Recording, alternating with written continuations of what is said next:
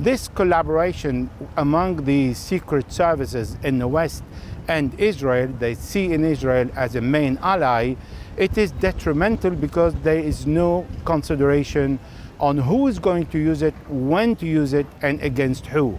They just created a terrorist act, but not only that, putting metal balls inside the batteries along with the highly sensitive explosive like the P10, for example, to create a vast amount of injury and fatality, is using exactly the same style that ISIS use in suicide belt.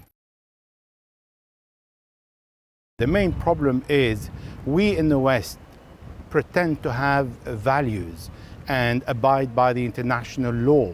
We look at what happened, or our leaders in the West are looking at what happened as an expression of admiration for what the Israelis were capable of without looking at the human life and the human value. That is the main problem that allowed the Israeli to do a sabotage attack and get away with it.